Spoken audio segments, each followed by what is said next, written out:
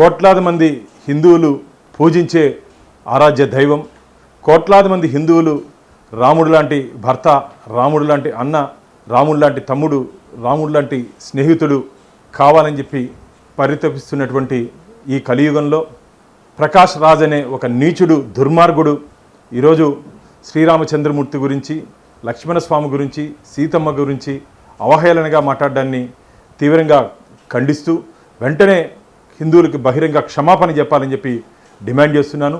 ఒళ్ళు కొవ్వెక్కి ప్రకాష్ రాజు మాట్లాడుతున్నాడు. తస్మాత్ జాగ్రత్త. తమాషా అనుకుంటున్నావా? హిందువుల మనోభావాలు కించపరిచే విధంగా, బాధపడే విధంగా, గాయపడే విధంగా మాట్లాడి రాక్షస ఆనందం పొందుతున్నావు. నీకు ధైర్యము దమ్ము ఉంటే అన్యమతస్థులకు సంబంధించి ఉంటే వారి గురించి ప్రస్తావన చేసే ధైర్యం ఉందా నీకు? ఈరోజు రాజకీయ నాయకులు కానీ ఎవరు కానీ రామరాజ్యం కావాలని చెప్పి కోరుకుంటుంటే ఈ సందర్భంలో శ్రీరామచంద్రమూర్తి గురించి అవహేళనగా మాట్లాడడం ఇది మంచిది కాదు. వెంటనే హిందువులకు బహిరంగ క్షమాపణ చెప్పాలి. ఈరోజు మా లీగల్ అడ్వకేటు అజయ్ కుమార్ ద్వారా మేము ప్రకాష్ రాజ్కి లీగల్ నోటీస్ పంపిస్తున్నాం. 100 కోట్ల రూపాయలు డెఫర్మేషన్ కూడా వారి మీద హిందువుల తరపున వారిని చెల్లించాల్సిందిగా డిమాండ్ చేస్తున్నాం. ఇది మంచిది కాదు. దీని మీద క్రిమినల్ కేసులు కూడా నమోదు చేయాలని చెప్పి మేము పోలీస్ శాఖని విన్నవించుకుంటున్నాం.